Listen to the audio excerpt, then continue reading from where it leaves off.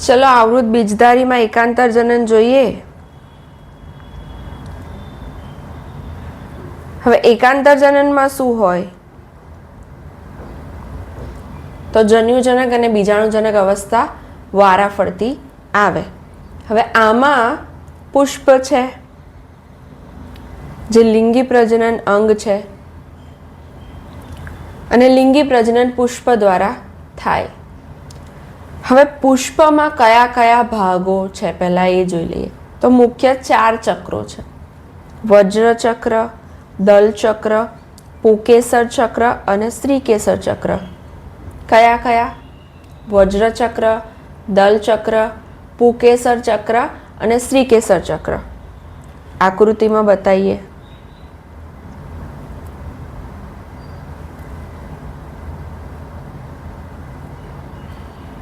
આ સૌથી બહાર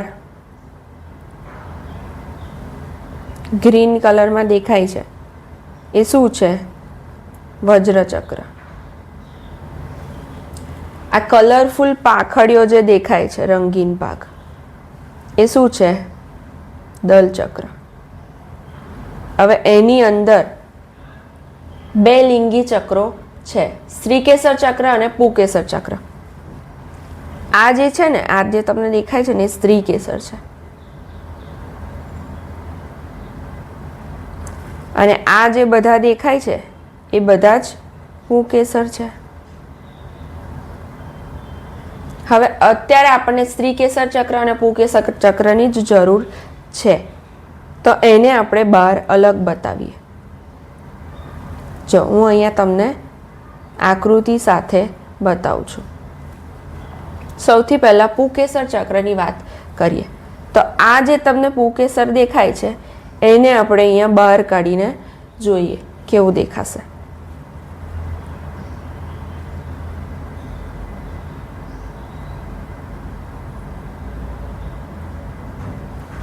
બરાબર છે. પુકેસરમાં મુખ્ય 3 ભાગ દેખાશે તમને. સૌથી ઉપર આ કોથળી જેવો ભાગ એ શું છે? પરાગાશય. કોનું આશય? પરાગનું આશય. એટલે પરાગરજનું આશય, પરાગાશય. એમાં જ બનશે, એમાં જ સંગ્રહ પામશે. જોઈશું આગળ. આ વચ્ચે જે ભાગ છે એને યોજી કહેવાય, જોડવાનું કામ કરે. અને આ તંતુ જેવો ભાગ છે એ તંતુ છે. પરાગાશય, યોજી અને તંતુ. હવે એમાં પણ આપણને ઇમ્પોર્ટન્ટ ભાગ છે આ પરાગ આશય છે. જો એનો આપણે છેદ લઈએ તો આપણને કેવું દેખાય એ હું તમને આગળની આકૃતિમાં બતાવું કે પરાગ આશયનો છેદ લઈએ તો કેવું દેખાય. એ અંદરથી 4 કોટરવાળું છે. જો આવી રીતે તમને 4 કોટર દેખાશે. આ 1, આ 2, આ 3 ને આ 4. અને એ 4 કોટરમાં લઘુ બીજાણુ ધાની આવેલી હોય છે. શું આવેલું હોય છે? લઘુ બીજાણુ ધાની. આ 4 શું છે? લઘુ બીજાણુ ધાની.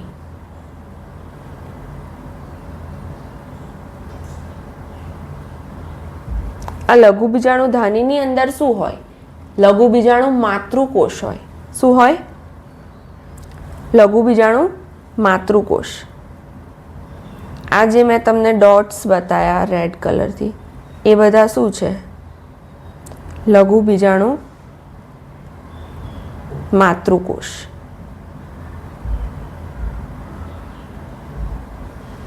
હવે લઘુ બીજાણુ માતૃકોષ છે એ શું બનાવશે? શું બનાવશે? લઘુ બીજાણુ બનાવશે. તો આને આપણે ધારો કે આ કોઈ એક લઘુ બીજાણુ ધાની છે, એને આપણે અહીંયા બહાર કાઢીને જોઈએ. તો આ જે છે થોડું મોટું કરી દઈએ.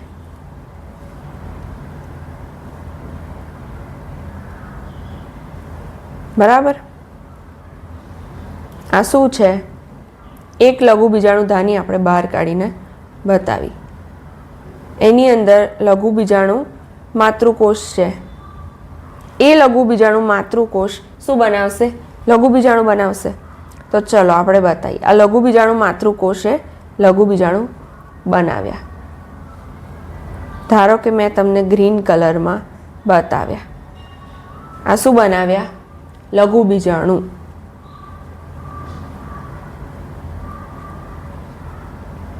હવે આ લઘુ બીજાણુને આપણે બહાર કાઢીને જોઈએ. આ કોઈ એક લઘુ બીજાણુ છે, બરાબર? આ કોઈ એક લઘુ બીજાણુ છે. એની અંદર શું છે? એની અંદર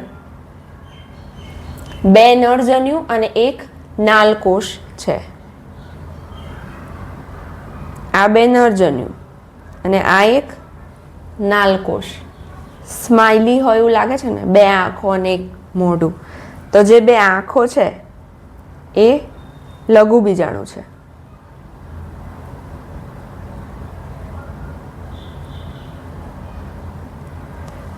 અને નીચે જે લાંબો કોષ છે એ શું છે? નાલકોષ. આ શું તૈયાર થઈ ગયું? નરજન્યુ તૈયાર થઈ ગયા. અહીંયા ભૂલ થઈ મારી. આ બંને નરજન્યુ છે.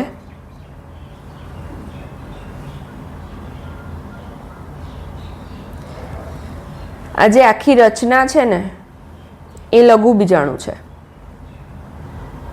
ક્યાં ગયું મારું લેઝર? આ રહ્યું. આ આખી રચના છે ને એ લઘુ બીજાણુ છે અને લઘુ બીજાણુની અંદર 2 નરજન્યુ છે અને 1 નાલકોષ છે. અને આ લઘુ બીજાણુ એ જ પરાગરજ. ખબર પડી? લઘુ બીજાણુ એ જ પરાગરજ.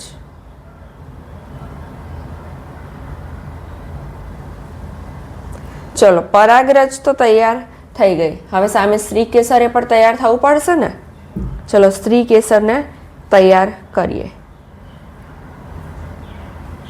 આ જે ભાગ છે આખો, આ બધો જ સ્ત્રી કેસરનો ભાગ છે.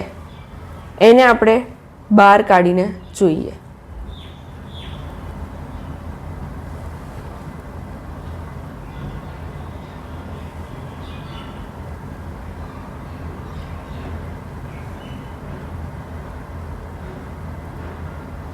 રિયલ ટાઈમમાં એટલે દોરીને બતાવું છું કે તમને સ્લોલી ખબર પડે, બરાબર?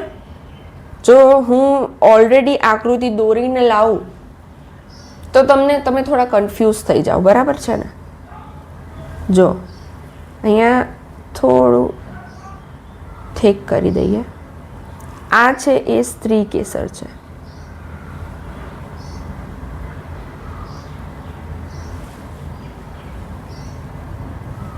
બરાબર? હવે એમાં મુખ્ય 3 ભાગ છે. કયા કયા? તો સૌથી ઉપર છે એ પરાગ આસન છે. પરાગ આસન, પરાગરજ માટેનું આસન, પરાગ આસન. આ છે એ પરાગવાહિની છે. વાહિની. અને આ નીચેનો તલસ્થ કોથળી જેવો ફૂલેલો ભાગ એ બીજાશય છે. ખબર પડી? પરાગાસન, પરાગવાહિની અને બીજાશય. હવે શું થશે? તો બીજાશયની અંદર છે ને અંડક હોય. શું હોય? અંડક. અને અંડકની અંદર શું હોય? તો એમાં ઘણા બધા કોષો હોય. અંડકની અંદર ઘણા બધા કોષો હોય. તો એને શું કહેવાય? એને પ્રદેહના કોષો કહેવાય અથવા તો પ્રદેહ. અને બહારનું જે આવરણ છે એ છે અંડક આવરણ. ખબર પડી? બીજાશયની અંદર અંડક, અંડકની અંદર બહાર એક આવરણ છે અને અંદર પ્રદેહના કોષો છે. સિમ્પલ. હવે શું થશે? તો આ જે પ્રદેહના કોષો છે ને એમાંથી કોઈ એક કોષ મોટો બનશે. બતાવીએ આપણે. આ મેં અંડક બતાવ્યું, એની બહાર શું છે? બીજાશય છે. એની ઉપર શું છે? પરાગવાહિની. અને આ શું છે? પરાગ આસન. ચલો આને કોપી કરી લઈએ એટલે વારે ઘડીએ દોરવું ના પડે.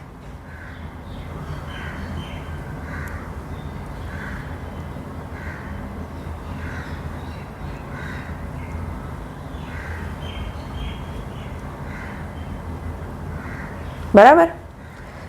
ચલો મેં શું કહ્યું? હૃદયની અંદર ઘણા બધા કોષો છે, એમાંથી કોઈ એક કોષ મોટો બનશે તો આપણે એ કોષને મોટો બનાવી દઈએ. કોઈ એક કોષ મોટો બનશે અને આ બધા કોષ બાજુના એમના એમ છે. હવે શું થશે? આ એનું કોષ કેન્દ્ર. બરાબર. અને આ કોષ એટલે જ મહાબીજાણુ માતૃકોષ. શું? મહાબીજાણુ માતૃકોષ.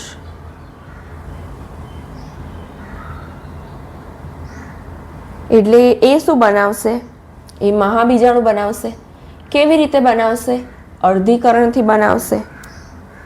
હવે અહીંયા અર્ધીકરણ થશે.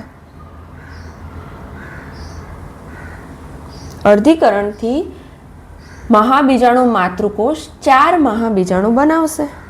ચલો આપણે બનાવીએ.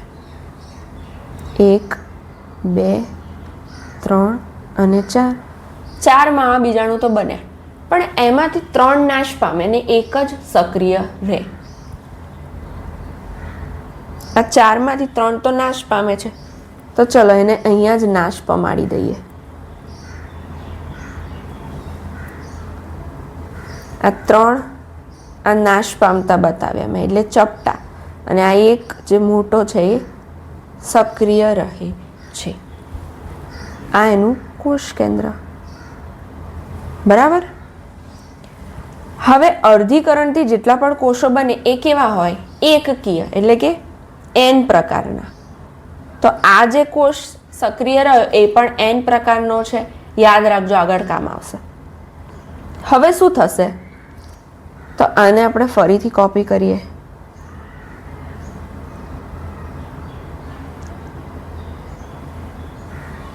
આ જે એક સક્રિય કોષ રહ્યો એમાંથી 8 કોષો બનશે.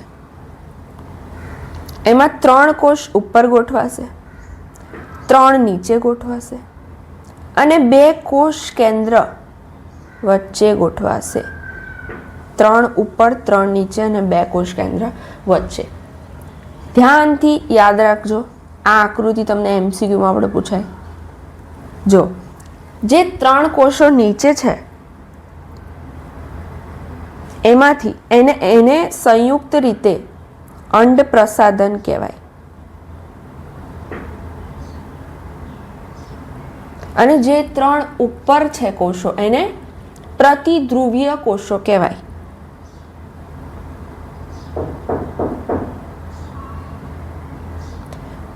પ્રતિધ્રુવીય અથવા પ્રતિધ્રુવ કોષ.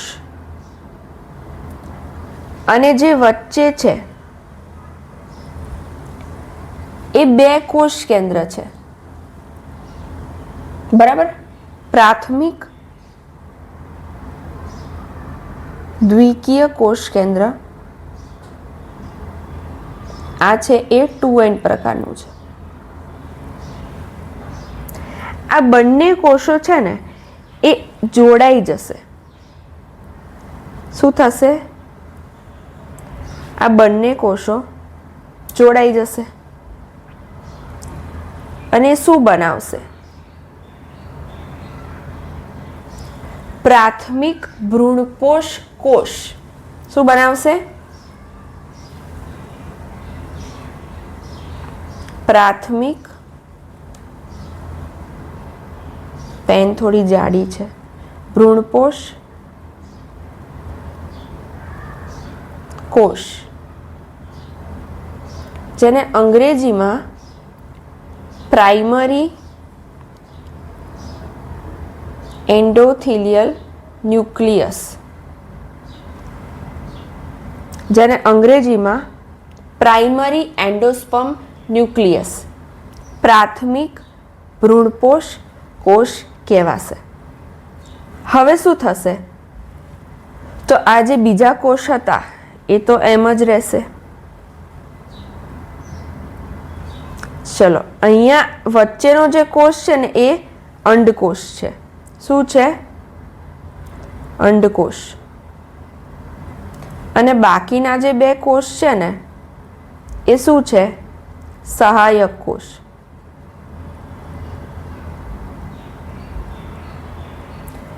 એટલે કેવું, આમ પહેલાના જમાનામાં કોઈ રાજકુમારી હોય એને જોવા માટે કોઈ છોકરો આવે તો આજુબાજુ એની સહેલીઓ પણ આવે ને, તો આ અંડકોષ એ કોઈ રાણી છે, રાજકુમારી છે, રાણી બનશે અને એની આજુબાજુ બે એની સહેલીઓ છે. એવી રીતે યાદ રાખો. ચલો, રાણી તૈયાર છે એટલે કે રાજકુમારી. અને અહીંયા આપણે આ આપણા નરજન્યુ પણ તૈયાર છે. તો રાસ એની જોઈએ છે. ચલો પરાગનયન કરાવીએ. આ અહીંયા આવશે. બરાબર? અહીંયા નવી આકૃતિમાં બતાવું. જો આ જે નરજન્યુ હતો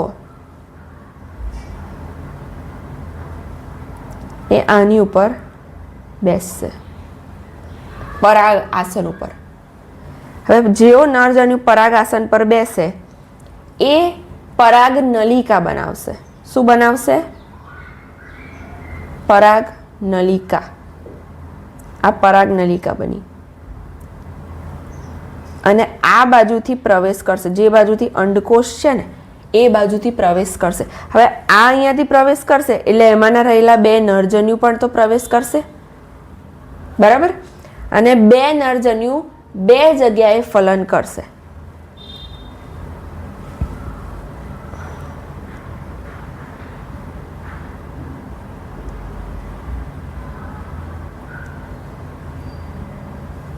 જો હું તમને બતાવું.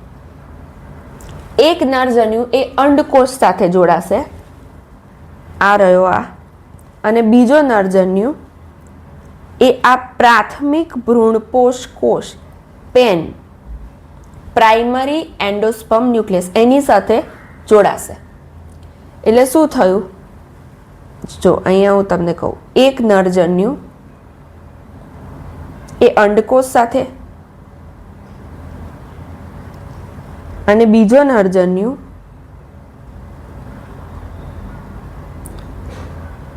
એ પ્રાથમિક ભ્રૂણપોષ કોષ સાથે જોડાશે અને બે જગ્યાએ ફલન થયું, બે ફલન થયા એટલે એને શું કહેવાય? બેવડું ફલન.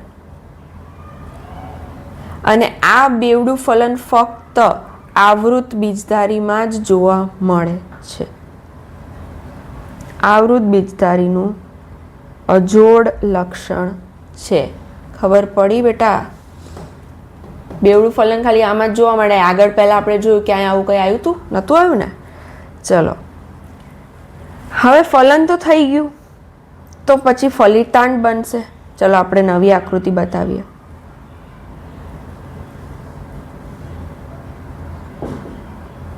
ફલન થઈ ગયું એટલે અહીંયા ફલિતાંડ બનશે. બરાબર? અને અહીંયા આ જે બીજું ફલન થયું એમાંથી ભ્રૂણપોષ બનશે. ભ્રૂણપોષ. અને આ ફલિતાંડ છે એ આગળ જઈને ભ્રૂણમાં ફેરવાય. બરાબર? અને ભ્રૂણને પોષણ આપવા માટે ભ્રૂણપોષ બને છે. હવે શું થશે? તો ફલિતાંડ તો ભ્રૂણમાં ફેરવાઈ ગયું. હવે આ જે અંડક હતો, અંડક, એ શેમાં ફેરવાશે? અંડક બીજમાં ફેરવાશે. અંડક એ બીજમાં ફેરવાશે. ધારો કે આ આપણું બની ગયું બીજ. એ બીજની અંદર ભ્રૂણ તો છે જ. એ ભ્રૂણમાંથી જ નવો વનસ્પતિ દેહ બને. ખબર છે તમને? અને બહાર શું હતું? બહાર બેટા આપણું બીજાશય હતું. એ બીજાશય ફળમાં ફેરવાઈ જશે. ખબર પડી? તમે જે બધા ફળ ખાઓ છો એ ખરેખર સ્ત્રી કેસરનું બીજાશય છે. આ ફળમાં ફેરવાઈ જશે. શું? બીજાશય. બીજાશય ફળમાં ફેરવાશે અને અંડક બીજમાં ફેરવાશે. હવે ધારો કે આપણે આ કોઈ ફળ ખાધું, આ ફળ આપણે ખાધું અને એનું બીજ બહાર નાખી દીધું ક્યાંક, ને એનું અંકુરણ થાય અને એમાંથી નવી વનસ્પતિ બને. ખબર પડી? જો એકદમ પુસ્તકમાં તમને શબ્દો આખો પેરેગ્રાફ આપ્યો છે, પણ એમાં કંઈ ખબર નહીં પડે. હું તમને એકદમ આકૃતિ દ્વારા સ્ટેપ બાય સ્ટેપ મેં તમને સમજાવ્યું. જો પહેલેથી જોઈ લઈએ. 1 મિનિટની અંદર બધું પૂરું થઈ જશે. સૌથી પહેલાં આ શું છે? દલપત્ર એટલે કે દલચક્ર, વજ્રચક્ર, પુકેસર ચક્ર અને સ્ત્રીકેસર ચક્ર.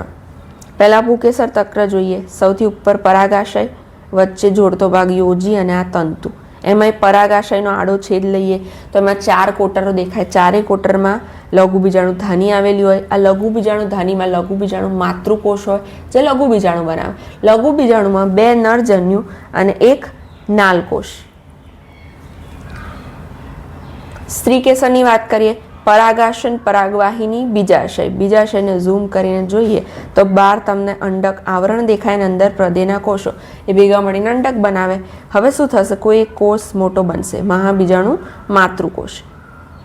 એમાંથી 4 મહાબીજાણુ બને અર્ધીકરણથી અને એમાંથી 3 તો નાશ પામે, ખાલી એક જ વધે અને એમાંથી એક આવી રચના બને. એમાં નીચે અંડપ્રસાધન, ઉપર પ્રતિધ્રુવ કોષો અને વચ્ચે દ્વિકીય કોષ કેન્દ્ર. અંડપ્રસાધનમાં વચ્ચે અંડકોષ છે, આજુબાજુ સહાયક કોષ છે અને આ પ્રાથમિક ભ્રૂણપોષ કોષ, પ્રાઇમરી એન્ડોથેલિયલ ન્યુક્લિયસ. હવે એમાંથી ભ્રૂણપોષ બને. જ્યારે પણ ફલન થશે, બેવડું ફલન થશે, અહીંયા પરાગરજ આવશે, એમાંથી નરજન્યુને અંદર ઠાલવી દેશે. આગળ જતાં એક ફલન અહીંયા, એક ફલન અહીંયા, 2 ફલન, બેવડું ફલન, એક નરજન્યુ અંડકોષ સાથે બીજો નરજન્યુ પ્રાઇમરી એન્ડોથેલિયલ ન્યુક્લિયસ સાથે જોડાશે અને બેવડું ફલન કહેવાય. એ આવૃત બીજધારીનું અજોડ લક્ષણ છે. હવે ફલન થયું એટલે ફલિતાંડ બને. ફલિતાંડમાંથી આગળ જઈને ભ્રૂણ બને. આ જે અંડક છે એ બીજમાં ફેરવાય અને બીજાશય છે એ ફળમાં ફેરવાય. હવે આગળ જઈને જ્યારે આ બીજનું અંકુરણ થશે ત્યારે નવી વનસ્પતિ બનશે. આવડી ગયું ને?